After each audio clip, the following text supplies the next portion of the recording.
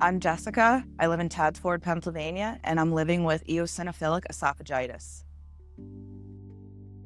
EOE is a chronic inflammatory condition where the esophagus becomes irritated by eosinophils, which causes inflammation and difficulty swallowing. My first job out of college, I noticed I was choking on water randomly one day. And then a little later, I was eating food, and multiple times a week, it was to the point where it would just get stuck in my esophagus, and I would have to sit there calmly and just really wait for it to go down. Small things that shouldn't typically get stuck were getting stuck. And after a long period of time, it was noticeable that it was starting to impact my quality of life.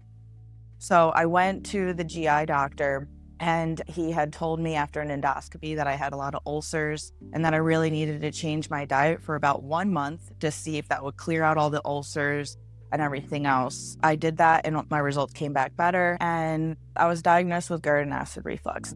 And essentially I was on PPIs, those pantoprazoles, omeprazoles, and I spent a lot of my time on that. I then wanted more answers. So the second provider that I went to did a biopsy and came back and let me know that I had eosinophilic esophagitis.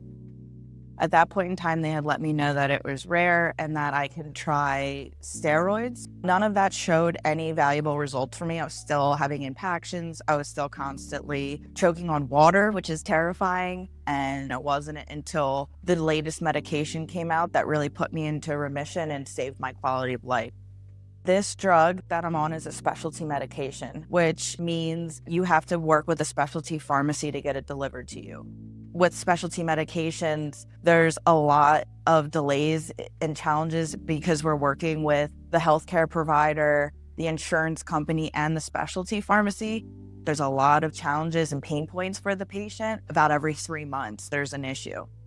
My advice to the policy and health plans is that this is a chronic illness that's for life. So requiring constant pre-approvals and authorizations on dose and quantity, and then approving one but not the other, all of that causes delays. So managing this day to day and having a normal lifestyle and having a medication that's easy and affordable would be a blessing. What I'd say to others that are newly diagnosed with EOE is to not give up.